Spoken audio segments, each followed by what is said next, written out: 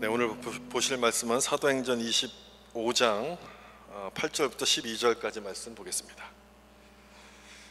우리 여기 화면에 나오는데요, 다 같이 일어나셔서 한 절씩 교독하도록 하겠습니다. 25장 8절 제가 먼저 읽겠습니다. 바울이 변명하여 이르되 유대인의 율법이나 성전이나 가이사에게나 내가 도무지 죄를 범하지 아니하였노라 하니, 베스도가 유대인의 마음을 얻고자 하여 바울더러 묻되 내가 예루살렘에 올라가서 이 사전에 대하여 내 앞에서 신문. 바울이 이르되 내가 가이사의 재판 자리에 앞에 섰으니 마땅히 거기서 신문을 받을 것이라. 당신도 잘 아시는 바와 같이 내가 유대인들에게 불의를 행한 일이 없나이다. 죽기를 사용하지 아니할 것이나 만일 이 사람들이 나를 고발하는 것이 다 사실이 아니면 아무도 나를 그들에게 내줄 수 없나이다. 내가 가이사께 상소하노라 한대. 같이 읽겠습니다. 베스도가 배석자들과 상의하고 이르되 내가 가이사에게 상소하였으니 가이사에게 갈 것이라 하니라. 아멘. 우리 앉으실 때 인사하면서 하겠습니다. 말씀의 은혜 받으세요. 말씀의 은혜 받으세요. 가이사에게 상소한 바울이란 제목으로 말씀을 나누겠습니다. 우리 지난주에 얘기를 잠깐 하고 좀 시작을 했으면 좋겠는데요. 예루살렘에 바울이 이제 선교여행을 마치고 돌아오게 되죠. 그리고 유대인들로부터 소동이 일어나면서 바울이 체포가 되고 변명하게 되었던 내용을 지난주에 살펴보았습니다. 그 이후로 여러 차례 바울이 신문을 받게 되는데 신문을 받다가 로마 황제 가이사에게 재판을 받겠다고 바울이 상소를 하게 됩니다. 오늘 살펴볼 내용이 바로 그 내용인데, 로마의 시민권자였기 때문에 바울이 황제에게 재판을 받을 권리가 있었습니다. 그래서 상소를 하게 되는데, 이 일은 사실 예수님께서 이미 말씀하셨던 일이었습니다. 23장 11절을 좀 보시면, 그날 밤에 주께서 바울 곁에 서서 이르시되 담대하라. 내가 예루살렘에서 나의 일을 증언한 것 같이 로마에서도 증언하여야 하리라. 이렇게 예수님께서 이미 말씀을 해 주셨습니다. 바울의 사명이 뭔지를 확실하게 말씀하셨죠. 그래서 로마 황제에게 상소를 하게끔 되는 겁니다. 그러면 여러분, 앞으로의 일들이 어떻게 풀려나갈지가 좀 예상이 되지 않습니까? 주님 말씀대로 이렇게 순종해서 했으니 지금 이 모든 상황이 일사천리로 다 해결이 되고 바울이 이제 자유의 몸을 가지고 로마에 가서 복음을 전할 것이라고 기대를 하게끔 되죠. 그런데 일은 그렇게 되지 않습니다. 그렇게 풀려가지 않아요. 가이사에게 상소한 다음에 바울은 2년이 넘도록 갇혀 있습니다. 감금돼 있습니다. 아무 일도 일어나지 않았다는 거예요. 좀 이상하지 않습니까? 이 정도 되면, 바울이 이 고생을 하고 이렇게 순종하는 모습을 보였으면 바울에게도 어떤 변화가 일어나야 되는데 아무 일도 일어나지 않아요. 우리도 종종 신앙생활을 하다 이런 경험들을 좀 할 때가 있잖아요. 이제 하나님의 뜻이 나타날 타이밍이라고 굳게 믿고 기다리는데 아무 일도 일어나지 않습니다. 내가 열심히 기도했는데 하나님의 응답을 주신 것 같은 마음이 드는데 아무 일도 일어나지 않아요. 그럼 어떤가요? 좀 답답하지 않습니까? 답답해요. 실망되죠. 하나님은 왜 아무 일도 안 하시는 걸까? 의심이 생깁니다. 그러면서 우리 믿음이 무너지게 돼요. 그런데 생각을 좀 바꿔보면, 이런 상황 가운데서 하나님께서 어떻게 일하시는지를 우리가 알게 된다면 오히려 이 상황은 우리의 믿음을 더 견고하게 만드는 기회가 됩니다. 이런 상황에서도 하나님께서 뭔가 하신다는 것을 알게 되면 우리 믿음이 더 단단해지기 시작하는데, 오늘 본문을 통해서 생각해 봐야 될 점이 바로 그 점입니다. 하나님께서 어떻게 이 상황을 이끌어 가셔서 바울과 우리 모두의 믿음을 견고하게 만드시는가. 오늘 먼저 그 내용을 살펴보기 전에 먼저 바울이 황제에게 상소하기까지의 과정을 좀 생각해 보셔야 됩니다. 그 바울의 변명을 통해서 유대인들이 막 폭동이 일어나지 않습니까? 여러 번의 폭동이 일어나는데, 그러는 동안 이런 극렬 분자가 생겼습니다. 이 바울을 살려두면 안 된다, 바울을 죽여야 된다, 이렇게 암살 계획을 세우는 극렬 분자들이 나타났어요. 그래서 다음번 그 공회에서 이 바울이 나오게 될 때 그때 암살하자 계획을 이렇게 딱 세웠는데, 이 계획이 로마 군인이었던 천부장에게 알려지게 됩니다. 바울을 거기에 둘 수가 없잖아요. 그럼 지금 이 장소가 예루살렘인데, 예루살렘에 두었다가는 큰일이 날 것 같으니까 저 멀리 떨어져 있는 가이사랴라는 곳으로 바울을 보내기로 합니다. 거기 유대 지방에 총독이 있었어요. 벨릭스에게 이렇게 보내기로 해요. 근데 이 계획을 유대인들이 알면 안 되잖아요. 그래서 한밤중에 비밀리에 바울을 보내요. 수백 명의 군인들이 바울을 호위하면서 이 벨릭스 총독에게 바울을 딱 보냅니다. 며칠이 지난 다음에 이 소식을 유대인들이 듣게 돼요. 그리고 유대인 지도자였던 대제사장 아나니아가 그 벨릭스 총독을 찾아갑니다. 그래서 바울을 고소해요. 이번에는 그냥 가지 않고요, 변호사를 데려갑니다. 더둘로라는 변호사를 데려가요. 이 변호사까지 대동하고 간 걸 보면 이 단단히 준비를 한 거죠. 이번에 바울을 좀 끝장내야 되겠다, 아마 이런 생각을 가지고 갔던 것 같아요. 재판이 딱 시작됐어요. 더둘로가 바울을 고소하는데 뭐라고 고소하냐면, 이 바울이 전하는 복음은 전염병과 같은 겁니다, 이렇게 고소를 해요. 여기 24장 5절을 보시면, 우리가 보니 이 사람은 전염병 같은 자라 천하에 흩어진 유대인들을 다 소요하게 하는 자요. 복음이 유대인들에게는 이렇게 비쳤다는 것을 이 말씀을 통해서 우리가 확인할 수 있어요. 전염병처럼 비쳤다는 거예요. 예루살렘에서 성령이 임한 다음에 폭발적인 부흥들이 막 일어나지 않았습니까? 복음이 막 빠르게 이렇게 퍼져나갔잖아요. 아마도 그 전파 속도를 의미하는 뜻에서 전염병이라고 이야기했을 겁니다.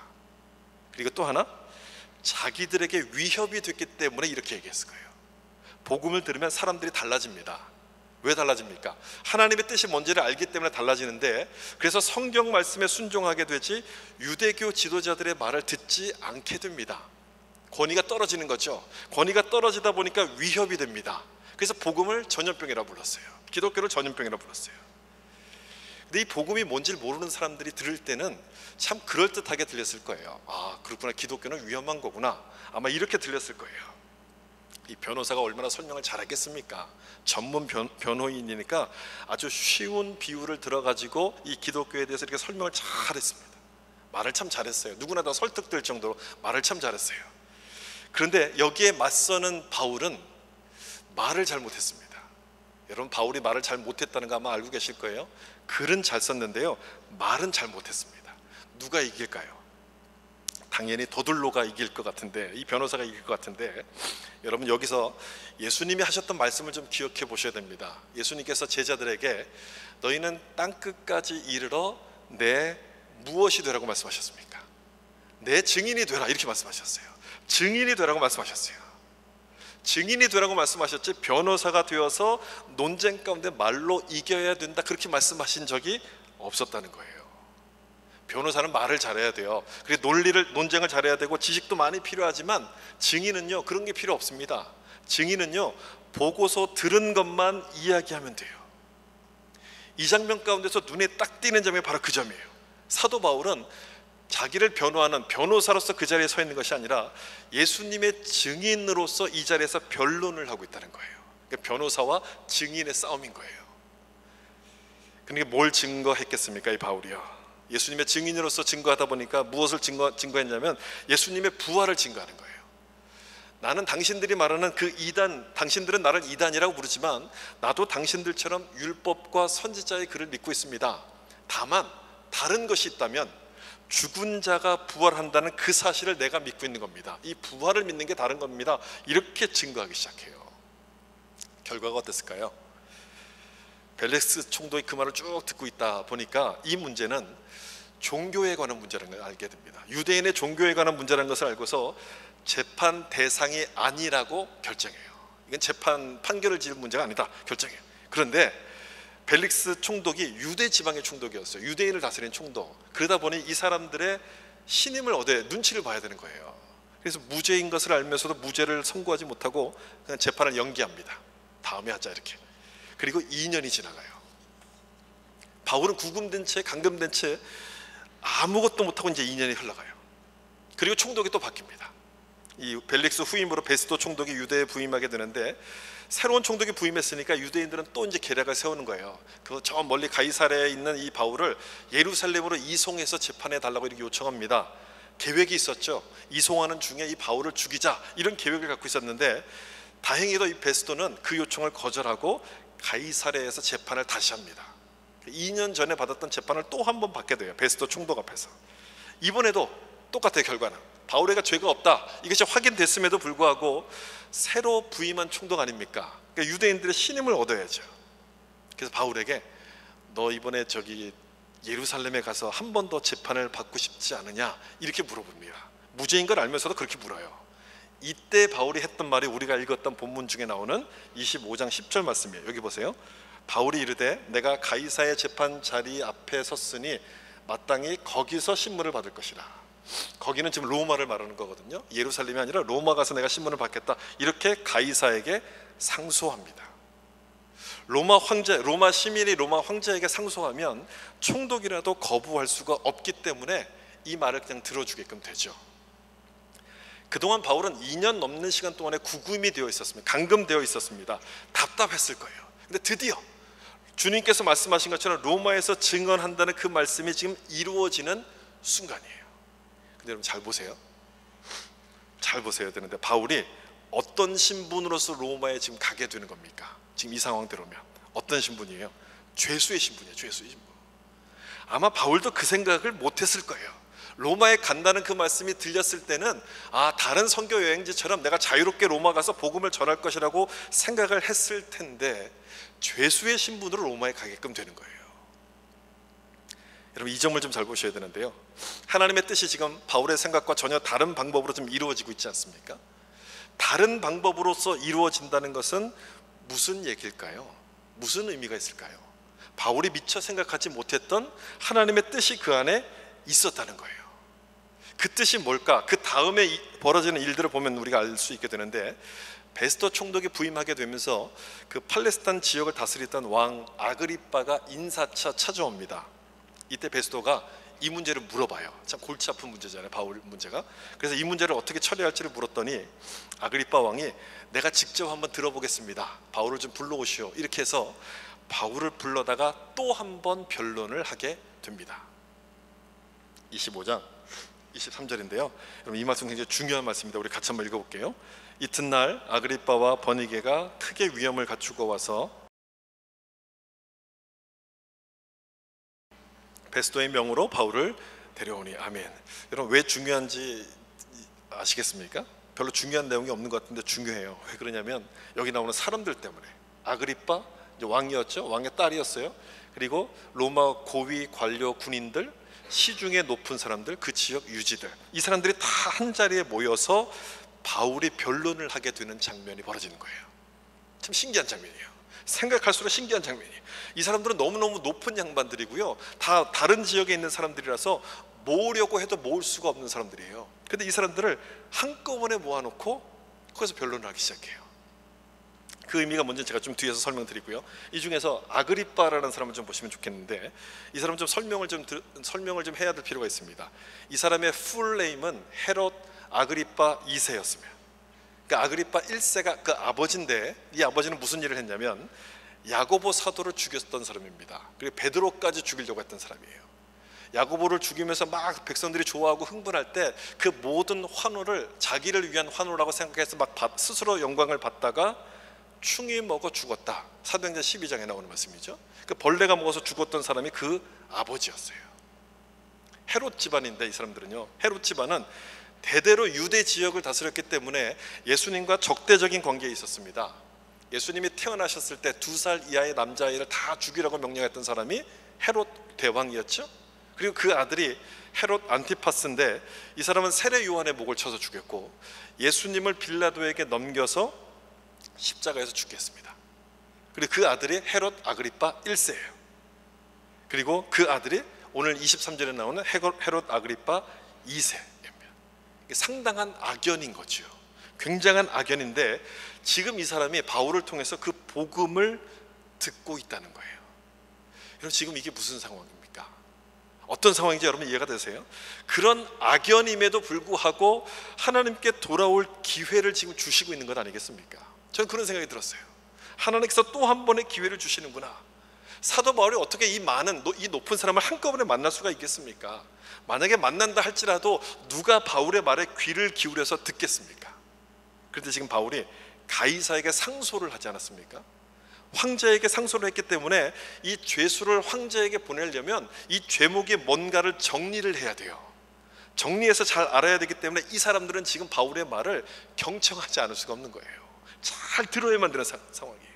게다가 이 자리는 여기 접견 장소라고 되어 있잖아요. 접견 장소. 재판, 무죄를 밝히는 재판 자리가 아니기 때문에 바울도 하고 싶은 말을 마음껏 할 수 있는 그런 장소였습니다. 이렇게 해서 로마 고위직에 있는 사람들을 다 모아놓고 복음을 전할 수 있는 기회가 열리는데, 여러분 놀랍지 않습니까? 바울이 왜 죄수의 신분인가가 여러분 이해가 되시죠? 죄수의 신분이 아니었으면 이런 사람들을 만날 수가 없었기 때문에 그래요. 또 바울이 황제에게 상소했기 때문에 로마에 도착했을 때 황실 수비대에 갇혀 있게 됩니다. 그러므로 말미암아 그 안에서 전도에서 로마 황실에도 믿는 자들이 생겨나기 시작해요. 하나님의 뜻이 있었던 거예요. 우리가 알지 못했던 하나님의 뜻. 바울은 로마로 갈 거라는 주님의 말씀을 들었지만 2년 동안 아무 일도 일어나지 않아요. 그냥 갇혀만 있었으니 여기서 뭐 하는가 내가, 아마 이런 마음이었을 거예요. 왜 하나님은 나에게 아무것도 안 해주시는가, 아마 이런 마음이 들었겠죠. 총독은 계속 바뀌어요. 근데 바울의 상황은 바뀌지가 않아요. 죄가 없음에도 불구하고 죄인으로 갇혀서 아무것도 할 수 없으니 참 답답했을 거예요. 여러분, 그 전에 바울의 모습이 어떤 사람인지 알잖아요. 바울은 병도 고쳤고요, 죽은 사람도 살렸습니다. 귀신도 쫓아냈고요, 하나님의 영광을 선포하는 능력 있는 사람이었는데, 지금 바울의 모습은 뭡니까? 아무것도 아닌 거예요. 그냥 버려진 것 같고 하나님도 자기를 잊어버린 것 같은 그런 상황 가운데 있는 거예요. 이런 상황 가운데 있으면 누구라도 믿음이 흔들립니다. 누구라도. 아마 바울도 그랬을 거예요. 누구라도 이런 상황에서 믿음이 흔들리는데, 여러분, 이런 상황 가운데서 기억해야 될 게 있어요. 뭘 기억해야 되냐면, 하나님은 이 순간에도 일하고 계신다. 이 점을 기억하셔야 돼요. 하나님은 이 순간에도, 도대체 하나님은 뭘 하고 계시는 거야 라고 불평하는 그 순간에도 하나님께서 일하고 계신다는 그 사실을 여러분들이 기억하셔야 돼요. 가이사에게 상소하는 오늘 본문을 보면서, 이 본문에서 나타난 바울의 모습에서 우리가 발견하는 것이 바로 그거예요. 하나님이 어떻게 우리를 위해서 일하시는가, 하나님이 일하시는 방법이에요.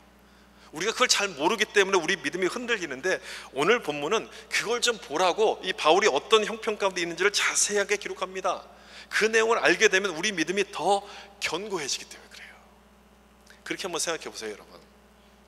하나님은 뭘 하고 계신 걸까 도대체, 의심이 생길 때, 그래서 믿음이 막 흔들릴 때, 아마 여러분 중에도 그런 분이 혹시라도 계실지 모르는데, 그런 상황 가운데 있을 때 하나님은 지금 이 순간에도 일하고 계신다는 사실을 좀 생각해 보세요. 하나님은 일하고 계셔. 그러면 의심이 사라지고 하나님이 뭘 하실 것인가를 기대하기 시작해요. 오늘 본문이 바로 말하는 게 그거예요. 하나님이 일하시는 방법, 그 방법을 설명하는데, 좀 요약해서 정리하면 이렇게 말할 수 있어요. 하나님이 주도권을 가지고 일하신다. 이게 하나님의 방법이에요.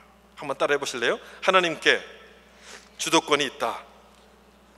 여러분, 우리가 이것을 기억하기만 해도 웬만한 상황을 다 이길 수 있어요. 웬만한 상황을. 근데 이걸 자꾸만 잊어버리니까 내가 주도권을 쥐려고 해요. 내가 하려고 해요. 일이 자꾸만 꼬여요. 안 되죠. 꼬이고 힘들어져요. 하나님께 맡긴다는 것은요, 때와 방법, 결과까지 다 맡기는 거예요. 결과까지. 때와 방법, 결과까지 다 맡기는 건데, 우리는 어떻게 하냐면, 하나님 이거 이번 주 안에 다 끝내야 됩니다. 꼭 도와주셔야 돼요. 이번 주 안에 다 끝내야 돼요. 그렇게 기도하잖아요. 물론 그렇게 기도할 수 있죠. 그렇게 기도한다고 안 되는 건 아니에요. 기도할 수 있어요. 기도하는 건 할 수 있는데, 그럴지라도 우리가 알아야 될 건 뭐냐면, 응답은 누가 주시는 거예요? 하나님이 주시는 거예요. 우린 그렇게 기도해도 응답은 하나님이 주시는 거예요. 하나님의 때에 맞게 응답을 주시기 때문에 내 방법만을 고집하면 어떻게 느껴지냐면, 하나님이 날 잊어버리셨구나, 하나님이 안 도와주시는구나, 이렇게 느껴지게 된다는 거예요. 이 말씀도 좀 보실래요? 우리가 잘 아는 말씀인데, 마태복음 6장 33절입니다. 같이 한번 읽어보겠습니다. 너희는 먼저 그 나라와 그의 의를 구하라. 그리하면 너희에게 더하시리라. 아멘. 우리가 좋아하는 말씀인데 우리를 실망시키는 말씀이기도 합니다. 여러분, 이 말씀 보시면서 실망될 때 있지 않습니까? 왜 실망이 됩니까? 먼저 그 나라와 의를 구했는데도 이 모든 것을 안 주시는 거예요. 이 모든 걸 다 안 주세요. 그래서 실망이 되잖아요. 내가 예배를 열심히 드리고 봉사를 열심히 한다고 해서 나의 일상이 다 잘 풀립니까? 그렇지 않아요. 없는 시간을 쪼개서 내가 단기 선교를 갔다 오면 안 되던 사업이 갑자기 막 잘 풀려나가기 시작합니까? 그렇지 않습니다. 그런 일이 일어나지 않아요. 그렇게 안 되면 왜 그런가를 생각해야 되는데, 보통 그런 생각을 안 해요. 보통 그런 생각 안 하고, 하나님 왜 이걸 안 해주십니까? 이것만 생각해요. 이것만 생각하면서 불평하기 시작해요. 그러니까 하나님이 안 도와주신다라고 자꾸만 느껴지는 건데, 여러분, 불평한다는 얘기는요, 삶의 주도권을 누가 갖고 있다는 얘기입니까? 내가 갖고 있다는 얘기예요. 내가 갖고 있으니까 자꾸만 불평이 나오는 거예요. 하나님께서는 당신께서 내 삶을 이끌어가기를 원하시는데 내가 이걸 끌어가려고 하니까 불평이 나오고 의심이 생기기 시작하는 거예요. 여러분, 그럴 때는요, 왜 이 말씀대로 안 되는가를 생각해 보셔야 되는데, 왜 안 될까요? 왜 이 말씀대로 안 해주실까요? 뭘 배우라는 걸까요? 하나님이 일하시는 방법이 뭔가를 배우길 원하시는 거예요. 우리가 그걸 좀 보기를 원하시는 거예요. 내 맘대로 안 됨으로 말미암아, 내 말대로 안 됨으로 내 삶을 주도하시는 분이 하나님이심을 깨닫도록 하시려는 거예요. 여러분, 그렇게 하지 않으면요, 우리는요 절대로 그런 생각을, 왜라는 생각을 안 합니다. 내 마음대로 다 잘 돼보세요. 여러분, 하나님 생각합니까? 하나님 생각 안 해요. 그냥 내 뜻대로만 하는 것이잖아요. 그래서 내 생각대로 되지 않고요, 느리게 갑니다. 너무너무 느리게. 하나님이 아무것도 안 하신다고 느낄 정도로 아주 천천히 일하세요. 하나님께서 일하시는 속도가 얼마나 된다고 생각하십니까? 어떤 책의 제목이요, 시속 3마일의 하나님이라는 제목의 책이 있어요. 사람의 걷는 속도가 한 3마일쯤 된다고 하는데, 하나님의 역사도 그 속도로 아주 느리고 아주 서두르지 않고 이루어진다는 거예요. 왜 그런가? 그 이유를 밝히는 내용이 참 중요한데, 이것 때문에 그렇다는 거죠. 맷돌을 갈 때 여러분, 더디 천천히 움직이는 맷돌일수록 아주 단단한 곡식을 잘게 부술 수 있습니다. 천천히 움직이는 맷돌일수록. 그것처럼 우리에게 하나님이 일하시는 방법을 보여주시기 위해서 아주 천천히 움직이신다는 거예요. 내가 주도권을 쥐고 내가 원하는 대로 막 밀어붙이면 그게 안 보이는 거예요. 하나님이 어떻게 일하시는지 역사가 보이질 않기 때문에 아주 천천히 움직이신다는 거예요. 로마서 12장 2절 말씀 보시면, 너희는 이 세대를 본받지 말고 오직 마음을 새롭게 함으로 변화를 받아 하나님의 선하시고 기뻐하시고 온전하신 뜻이 무엇인지 분별하도록 하라. 세대를 본받지 말라, 이렇게 말씀하세요. 왜 본받지 말아야 됩니까? 그 이유가 뭡니까? 좀 전에 말씀드린 것처럼 이 세상은 하나님의 주도권을 거부합니다. 이 세상은요, 하나님을 거부합니다. 그리고 내 마음대로 살라고 생각해요. 내가 원하는 대로, 너가 느끼는 대로, 너가 좋은 대로 살라고 이야기하기 때문에 이런 세상에 휩쓸리지 말고 하나님의 뜻이 뭔가를 좀 분별해야 된다, 그 말씀이에요. 그 하나님의 뜻이 뭡니까? 삶의 주도권이 누구에게 있다는 것? 하나님께 있다는 그것을 깨닫기를 원하시는 거예요. 이 말씀을 그래서 바울이 구금된 채 2년이 지나는 그 시간을 통해서 우리 가운데 보여주시는 거예요. 우리 생각에는 바울이 여러분 얼마나 훌륭한 사람입니까? 이런 훌륭한 사람은 빨리 로마로 보내가지고 전도하게 하시면 더 많은 일들을 하실 수 있을 텐데, 이런 생각을 하잖아요. 근데 그냥 가둬두세요. 그냥 가둬두세요. 하나님의 방법이 아닌 것 같잖아요. 그건 하나님의 방법이 아닌 것 같은데 그게 하나님의 방법이었어요. 빨리 가면, 비행기를 타고 빨리 가면 더 훨씬 더 많은 것을 할 수 있을 것 같은데 못 보고 놓치는 게 너무너무 많은 거예요. 빨리 갈수록 못 보는 게 많아요. 그래서 시속 3마일로 하나님이 천천히 가시는 거예요. 하나님께서 주도권을 가지고 인도하시는 것을 보라는 거예요. 그래서 천천히 가시는 거예요. 그렇기 때문에 여러분, 응답이 없고 기적이 일어나지 않아도 이 바울처럼 꼭 잡혀가지고 아무것도 못하는 상황이 벌어진다 할지라도 시속 3마일을 여러분 기억하셔야 돼요. 아, 지금 하나님이 시속 3마일로 가시는 거구나, 이걸 기억하시고 여러분 기다리셔야 돼요. 기다릴 수 있어야 돼요. 우리가 자주 오해하는 게 한 가지가 있어요. 그게 뭐냐면, 은혜 받고 성령 충만하면 뭐든지 다 척척 해결될 거라고 생각하는 거예요. 아, 오늘 내가 은혜를 충만히 받으면 내가 뭐든지 하는 것마다 다 잘 될 거라고 생각하는데, 이게 오해인 거예요. 오해. 성령 충만하면 여러분 척척 해결되는 게 아니고요, 척척 해결이 되지 않더라도 그 상황에 순종하게 되는 겁니다. 그게 성령 충만이에요. 내가 보기에 참 답답하고 무의미해 보인다 할지라도 하나님이 일하신다는 것을 믿기 때문에 순종하면서 기다려요. 하나님이 주도권을 갖고 끌어가신다는 사실을 알기 때문에 어떤 일도 무의미한 것이 없다는 것을 깨닫게 되는 거예요. 이것이 오늘 본문에서 하나님의 방법을 믿는 사람이 보여주고 있는 그런 모습이에요. 어떤 일도 어떤 시간도 무의미한 게 없음을 깨닫게 되는 거예요. 또 하나 말씀 볼까요? 로마서 11장 32절 보시면 여기도 하나님이 어떻게 일하시는지가 나타나는데, 하나님의 모든 사람을 순종하지 아니하는 가운데 가두어 두심은 모든 사람에게 긍휼을 베풀려 하심이로다. 아멘. 굉장히 어려운 말씀인데요, 순종하지 아니하는데 가두어 두셨어요. 불순종하게 내버려 두셨다는 얘기인데요, 그 이유가 뭡니까? 불순종하게 내버려 두신 이유, 뭘 얻도록 하기 위해서? 긍휼을 베풀려고, 은혜를 베풀려고 하신다는 얘기예요. 이게 누구 얘기입니까? 이스라엘 백성을 얘기거든요. 하나님께서 이 사람들에게 율법을 주셨잖아요. 근데 순종하지 않습니다. 그럼에도 이들을 버리지 않고 바울을 통해서 복음을 듣게 하심으로써 하나님의 은혜를 입도록 이렇게 만드셨어요. 이방인들도 마찬가지죠. 이방인들은 처음부터 하나님에 대한 생각이 아예 없었어요. 아예 하나님이 누군지도 몰랐고요, 섬길 생각도 안 했어요. 그런데 이들을 외면치 않으시고 이들도 복음을 듣도록 하나님이 은혜를 베푸세요. 이스라엘도 마찬가지고 이방인들도 마찬가지, 우리 모든 사람이 다 마찬가지예요. 그렇게 하심으로써 이들이 원했던 것보다 더 큰 것을 누리도록 하나님이 만들어 가시는 거예요. 더 큰 것을 누리도록, 내 생각보다 더 하나님의 생각이 더 좋다는 것, 위대하다는 것을 깨닫도록 만들어 가시는 거예요.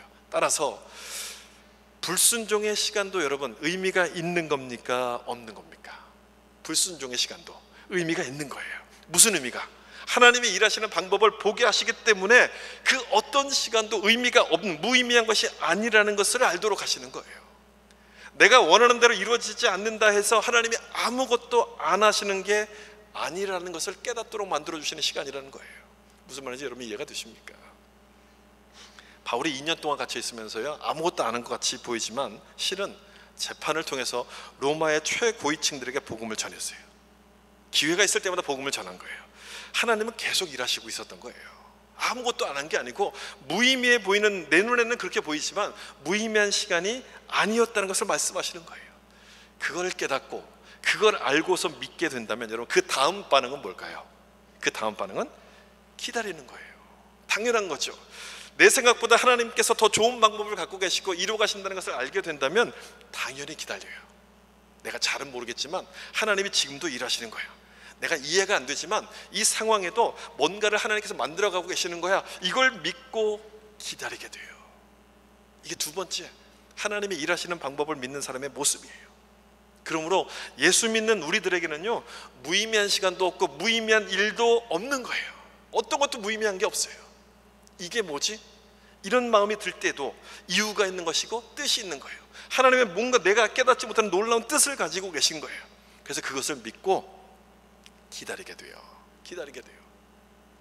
가이사에게 상소한 이 바울을 보면서 생각하게 되는 모습이 바로 이 모습이에요.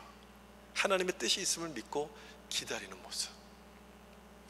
여러분, 사도행전 지금 우리가 마지막 부분을 거의 보고 있는데요, 이제 다음 주, 그 다음 주 하면 이제 거의 끝나는데, 이 마지막 부분을 보고 있는데 시작 부분이 어땠는지 여러분 기억나십니까? 사도행전 첫 부분, 성령의 임재가 임하면서 폭발적인 막 부흥들이 일어나잖아요. 가는 곳마다 복음이 전해지고 사람들이 막 변화되고 교회가 막 세워져요. 엄청난 일들이 막 일어나기 시작해요. 이런 엄청난 일로 시작을 하기 때문에 뒤로 가면 갈수록 더 큰 일이 일어날 거라고 기대를 하게 돼요. 근데 오늘 본문을 보면 이게 뭐지? 이런 생각이 들어요. 도대체 이게 뭐야?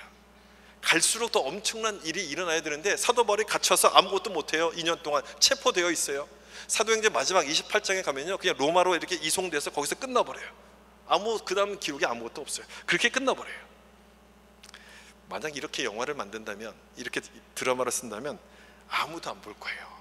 사람들이 기대하는 장면이 나와야지 그 드라마를 볼 것 아닙니까? 근데 여기에는, 사도행전은요, 우리가 원하는 장면이 안 나와요. 더 영광스럽고 더 멋지고 더 아름다운 승리의 모습들이 나와야 되는데 그게 안 나와요. 그런데 오늘 본문은 그게 바로 하나님이 일하시는 방법이라고 말해요. 그게 하나님이 일하시는 방법. 바울이 옥에 갇히고 조롱당하게 되는 그것이 하나님의 방법이라는 거예요. 왜 이게 하나님의 방법이냐? 그렇게 하셔서 이 말씀을 그대로 이루시기 때문에 그렇다는 거예요. 불순종한 이 사람들이 복음을 듣고 돌아올 수 있는 시간을 이들에게 주시는 거예요. 죄를 회개하고 돌이킬 수 있는 시간을 주시는 거예요. 그래서 바울이 2년 동안 거기 갇혀 있어요. 우리가 볼 땐 답답하죠. 우리가 볼 땐 힘들죠. 무의미한데 하나님은 그런 방법을 통해서 역사해 나가시는 거예요. 그러므로 하나님께서 내 생각과 다른 방법을 사용하시기 때문에 여러분, 우리는 어떻게 해야 되는 겁니까? 기다려야 돼요. 다른 방법이 없어요. 기다려야 돼요. 그래서 오래 참고 오래도록 기다리는 것이 좋은 믿음이에요. 내가 기도하면 막 귀신이 도망가고 막 병이 낫고, 여러분 이런 게 훌륭한 믿음이 아니고요, 하나님이 함께 일하신다는 것을 믿고서 답답해도 계속 잘 참아가는 믿음이 좋은 믿음이에요. 변하지 않습니다. 여러분 그걸 위해서 기도하셔야 돼요. 뭔가 능력, 신비한 힘 이런 걸 달라고 기도하시기보다도 기다리는 믿음을 달라고 기도하셔야 돼요. 끝까지 변하지 않는 그 자리를 늘 지키는 그 믿음을 달라고 기도하셔야 돼요. 예수님은 바울에게 로마로 갈 거라고 말씀하십니다. 따라서 바울은 로마로 갈 때까지 죽을 수가 없어요. 죽지 않아요. 신문을 당하고 핍박을 받고 여러 가지 고생을 하는데 안 죽어요. 안 죽어. 절대 안 죽어요. 로마로 갈 때까지는 죽을 수가 없어요. 때로 우리가 기다릴 때가 되면, 기다리는 시간이 되면 실패한 것처럼 느껴질 때가 있습니다. 기다리다 보면 내가 뒤로 밀리는 것 같고 뭔가 좀 이렇게 망할 것 같은 생각이 들 때가 있는데 우리는 절대로 망하지 않습니다. 믿음을 갖고 기다리는 사람은 절대 망하지 않아요.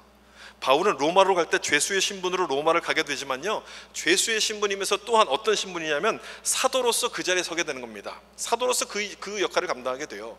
갇힌 몸이고 조롱을 당하는 모습이지만 실패하지 않았던 거예요. 여전히 사도였어요. 여전히 사도. 그러니 여러분, 내가 원하는 상황이 벌어지지 않는다 할지라도 하나님이 일하시는 겁니까? 안 하시는 겁니까? 일하시는 거죠. 그 시간이 무의미한 시간입니까? 아닙니까? 아닌 거예요. 절대 무의미한 것이 아니에요. 그걸 믿고서 기다리는 거예요. 그걸 믿고 포기하면 안 되는 거예요. 도망가면 안 되는 것이고 기다려야 돼요. 기다려야 돼요. 그래서 예수 믿는 게 어려운 거예요. 여기까지 오지 않는 사람은 예수 믿는 게 쉬워요. 그냥 교회만 가면 예수 믿는 거라 생각하니까 쉬운데, 저는 좀 어렵지만 여러분들이 이 수준까지 올라오셨으면 좋겠어요. 예수 믿는 게 참 어렵구나, 이걸 느끼는 수준까지 올라오셔야 돼요. 그냥 남들처럼 화내면 화내고 소리 지르면 되면 그럼 참 편하잖아요. 그럼 얼마나 편합니까? 그런데 예수 믿는 우리는 그렇게 할 수가 없어요. 왜 못합니까? 내 삶의 주도권, 그걸 누가 갖고 있어요? 하나님.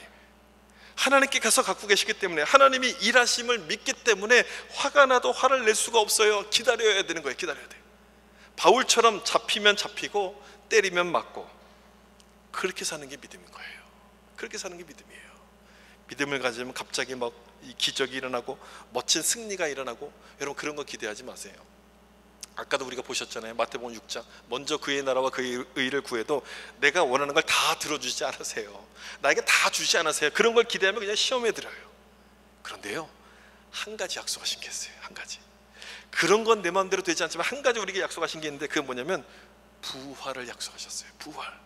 부활의 영광. 주님을 위해서 고난을 받고 죽기까지 순종한 자에게는 무엇을 약속하시냐면 부활의 영광을 약속하셨어요.